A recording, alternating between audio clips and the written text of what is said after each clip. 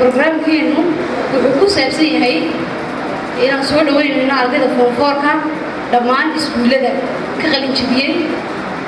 برنامج كأنه بنوفري هاي إن شاء الله راح نجين دونا إن جروبس كي كلاية ضربية سيدي تلاقي كل حاجة اللي دونا تايم بولويري هو كل حلقة بلونا يحلقة إنه بقرن فيش ودريم كرتان راح صور وين إن شاء الله إن أتوقع دونا برنامج كان في صور بدي دونا والسلام عليكم ورحمة الله وبركاته. جامعتنا أي تحقق قيمة وقت وفي عنا القاعدة نسوا. سؤالها أقول بمثال كل مسكحتين وكل ما قاعد بيدين السن. أيام عوالم القاعدة دونا. وأنت برواد أرضيو صدق طلبان تاكو ورنيا. وأنت بروادي أرضك استوحى مهم. إنه هرتها مرة برواد وسوقادو وحاول في عينه وحو سكندري جيسي وحيسين شرين. قوميgiisu wuxuu yahay qodobkaas oo ah qodobka ugu horeeya ee qofkiisu ogaada ay tahay number 1 kana ka ah waxa hadda toole ku takhasuso ama aad qaadanayso qodobka labaad waxa jaamacadu leedahay ama jaamacadayna kala leeyihiin qofka jaamacad dooru gali kara dibaarku ku dooru gali kara tawbiibsana waxa weeyaan caawa in qof kasta oo bal hadda marka koowaad uu ka fikiro talentkiisa number 2 inuu qof kasta uu ka fikiro fiilka uu qaadanayo iyo baahida bulsho ama marketka uu leeyahay haduu tolo qofkan uu ku shaqatay karayo qodobadaas oo xagga dambe laga faahfaahin doono waa qodobo aad u muhiim ah waana kuwa ugu muhiimsan ee kulankeena caawa aad u muhiim noqonaya idinkuna aan rabo inaad ka faa'iidaysataan sheekh Ismaaciil kulli qayb ka mid ah ayuu noqon doonaa iyo macallimiinta kale ee ka dambeysay dhammaantood way sheegi doonaan qodobka haddii laakiin aan ku horeeyo international university waa jaamacad ka mid ah jaamacadda Somaliland isla markaa registrarka wasaaradda waxbarashada ee Somaliland iyo Ethiopia waxay jaamacaddu ka mid tahay jaamacadaha doorka muhiimka ka soo ciyaaray gaar ahaan kilka shanaad iyo kilka heerarida oo qaybta heerarka bariga Ethiopia ay aad ugu xoogan tahay waxaan kambasi kala duwan ku leenahay Jijiga Harar Kobo Oromia campus kana halkan waxaan ka furnay Boorame 3 sano ka hor ardaydii koowaad waxaa ka mid ah conductorka Abaadir ayaa ka mid ah jaamacaddu waxay ahayd jaamacaddii saddexaad ee Boorame laga furo dhinaca kale hadaan ka eegnana waxay ahayd jaamacaddii koowaad ee aan loo ahayn ee dibadda dalka laga keeno ayay ahayd hoon sidoo kale waxay bixisaa arts iyo science labadaba science kaasoo qaybaha caafimaadka inta badan jaamacaddu caan ku tahay kilkana dadka shaqaalaha ugu badan qaar badan arkiina nagala joogaan ugu badan qaybaha nursingka midwife-ka public health-ka nutrition-ka qaybaha u badan yihiin jaamacaddu waxay qayb ka tahay koritaanka dalka dhinaca bulshada dhinaca dhaqaalaha ama shaqo abuurka caafimaadka iyo waxbarashada waad aragtaan oo dhalinyar fara badan oo waxaa ka shaqeeya dhakhaatiir ah iyo maxaan ahaday iskugu jira qaybaha kale caafimaadka qodobkaas kulli hoon haddaan idinka waramo faa'iidooyinka hoon haddaan ku xooganaado ay idin hayso caawa waa marka koowaad waxay idinku soo dhaweynaysaa inaad waxbarashada gashaan waxbarashada sare gashaan oo aydan tahriibin oo aydan iska fadhinin oo marka koowaad jaamacadda doontaan ma galo oo marka koowaad inaad marka hore university level aad ka qayb qaadataan oo waxbarashada sii wadataan faa'iidooyinka markaa hoon maanta idin soo jeeso waxaa ka mid ah oo aan waxyaabaha kaga duwannahay wixii jaamacadaha kala simanna waan inta badan waan ka boodaya waxaan ku xooganaan doonaa qaybaha aan jaamacadaha kaga duwannahay waxaan kaga duwannahay qodob koowaad manhajka aan isticmaalano oo manhaj aad u hufana soo saaraya dad aad talentala ama fari competentna soo saaraya oo khubaro badan oo lacag badan lagu bixiyay oo isticmaasho wasaaradda waxbarashada Ethiopia oo hay'adda caalamiga ee adduunka ee waxbarashada qaabsana ay siisay approval ama ansixinaysa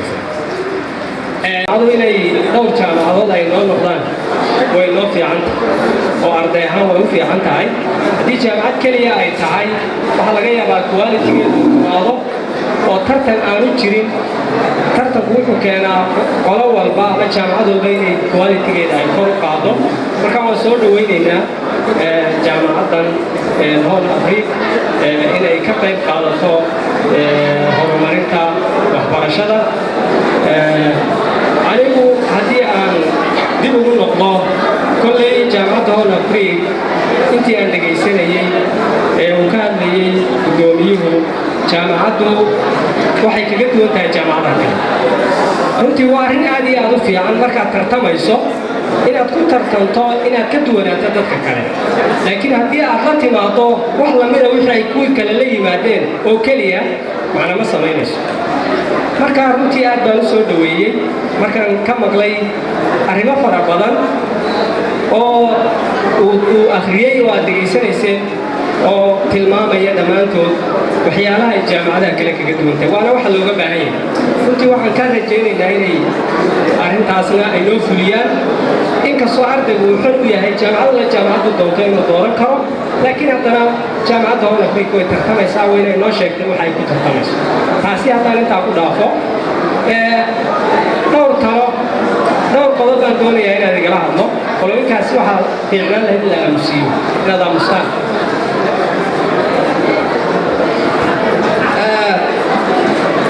taladayda koobaad waxay tahay waxaan igula talinayaa ardayda sekondariyada ka baxaysa inaa waxbarashadiina sii wadtaan inaydaan marnaba ka fikirin wax kale waayo xataa haddaad ka fikirtaan inaad meel kale tagtaan ama tahriibtaan waxaa laga yaabaa tahriibtaa iyo inta qofku xataa hadduu tahriibo meel kale waddan kale tago inay ku qaadato muddo dheer markay ugu yar tahay waxaa laga yaabaa inay 5 sano 6 sano kugu qaado laakiin 6 sano aad safar gelayso ama halgan cusub yaani ka qurux badeed adoo 6 sano tacliinta meel sare ka gaaro 6 sano markay dhamaato adoo mastera ama adigoo aqoon leh oo fiil kamid ah fiilasha aqoonta si fiican u bartay kadibna si dib yar u shaqo tagi kara yaani ka qurux badeed marnaba maskaxdaada ku fikirin inaad wax kala qabato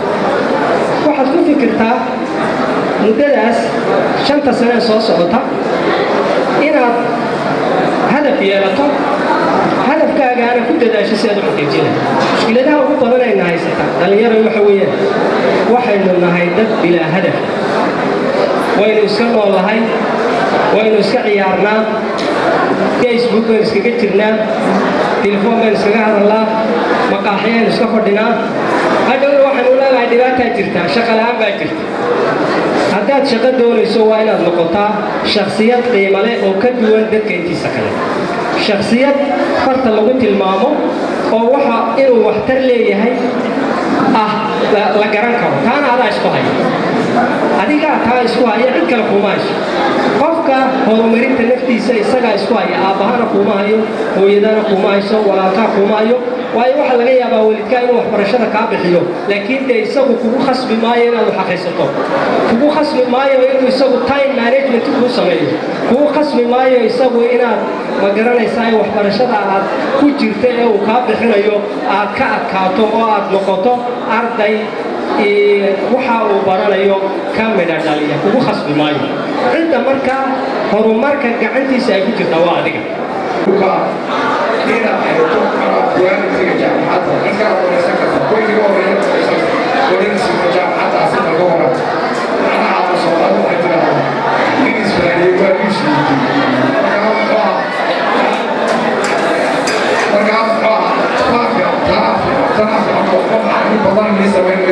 لكن اليوم أنت تستان كان هو عطيه كل شيء أو رئيسنا كان وقتها جامعة الإنجليز في العالم يتكسر في الأجواء. المكان جامعة اليوم وحيدسين على المدرسة يشوف أفعاله جامعة وحالي شيء جامعة اليوم بيعتها جامعة التوجيه. وأنا شاهدت أنا يعني شاهدت وطنك أنا أيدي جامعة التوجيه وأيدي جامعة وكان كتير هذا الجامعة markaasi si aad mustaqbalkaaga u eegto haddana eegaysaa waalidkaa ka garaya jaamacadda number of years ugu xisaabtamaysa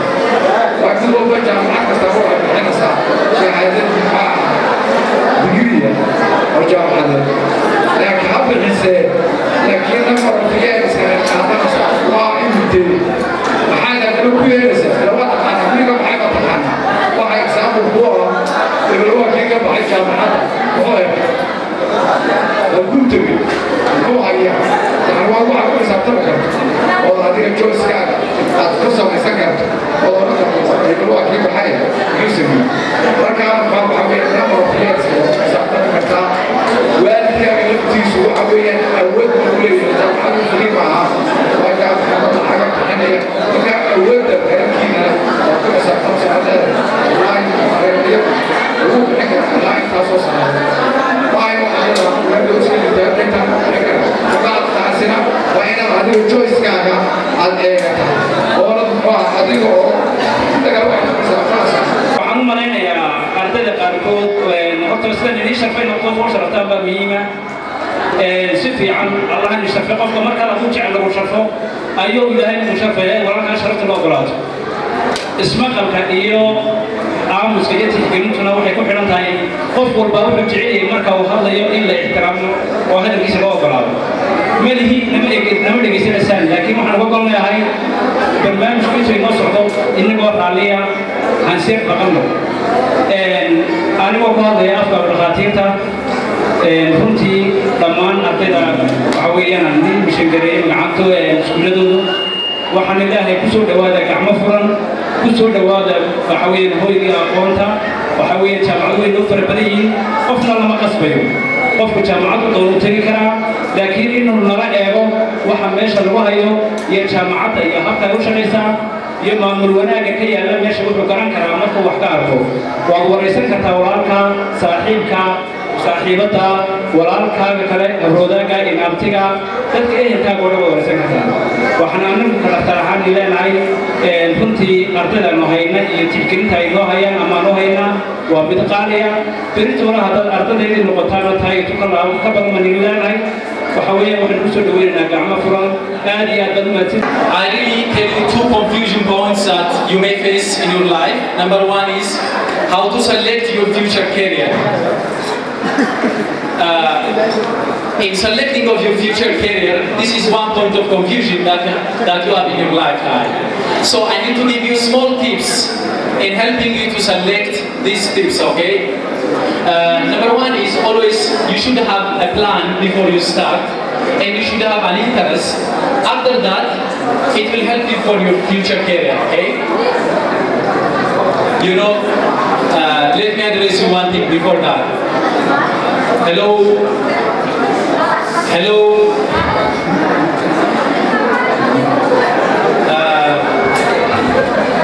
I know that this is a difficult age normally.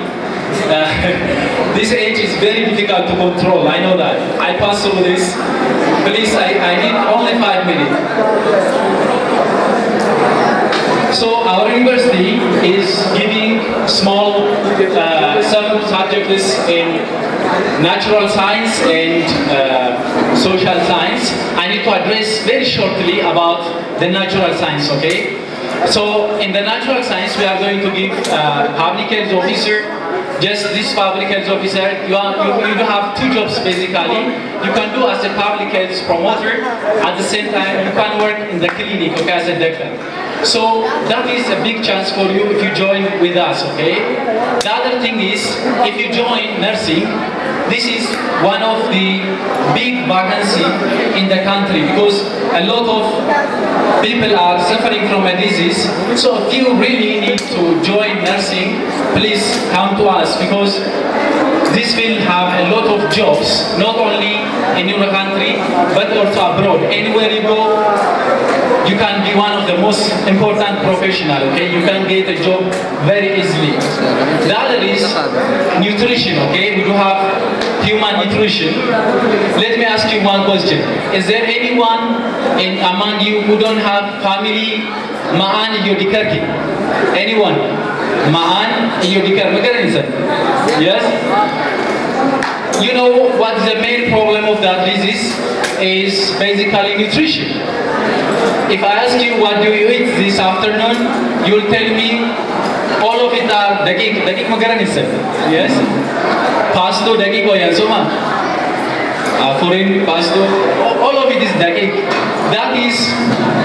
most of our foods are diabetogenic, they can cause chronic disease. So we need a Somali professionals which can teach us how to eat and which one to eat also in the most effective way. So we need you to come and join this nutrition department. This is a new department in our country, and here oon idinkaga sheegaya jaamacaddayda jaamacaddeenu inay tahay small and intimate waa jaamacad yar laakiin dad iswada yaqaana iska wada warhaya iswada jecel iswada tixgelinaya ayaana waxaa muhiimiya professionalism macallimiintaydu inay yihiin macallimiin u tababaran aqoon dheer u leh maxaan ku idhaahdaay iga kaafin kara su-aalaha aan qabo markaan galaaska dhex fadhiyo anigu ogi macalinka shahaadadiisa anigu ma ogi waxaa soo shaqaalaysiistay maamulka jaamacadda laakiin waxaan qiyaasi karaa markuu hortayda taagan yahay oon su-aalo weydiiyo sidoo iiga shaafiyo aad iyo aad waa ugu qanacsanahay macallimiintaydu waa mahadsantahay jaamacaddeenu waa perfect. There is always place for perfections. Perfect. idinkaa ka dhigi kara fikradihiina u baahannahay noo imaada naga soo qayb gala soo dhowaada fikradihiina iyo waxyaabihii u baahan had iyo goore in la bedelana nagu soo dara haddaan hadalkayga oo dhan isku soo duubo hal erey kusoo koobo waxaan dhihi karaa home is home kamida iyo falaawarada ay soo saaranayso run ahaantii jaamacadda hoon waxaan leeyahay dhirtu kala cagaaran ee carfiyo udgoon badan dadku kala cadceysana jaamacaddani hoon caynkeeda lama arag daraadho qura ciddii jaamacaddani timaadana cimro uga kordhaysee qaaciidadeena diintii cabirka iyo xisaabaha culuuntaba dhammaanteed cabiskeeda goobtani waa haldoon iyo hoonoo kule wayna kaa haddaba wayna kaa haddaba dhalinka waxaan igaga tegaya inaan dhammaanteedba noqdo xubno ka tirsan hoon hadalka ma jecliin aan badiyo waxaan idhi waan idhi kolley buuqii badnaa baa idiga tegey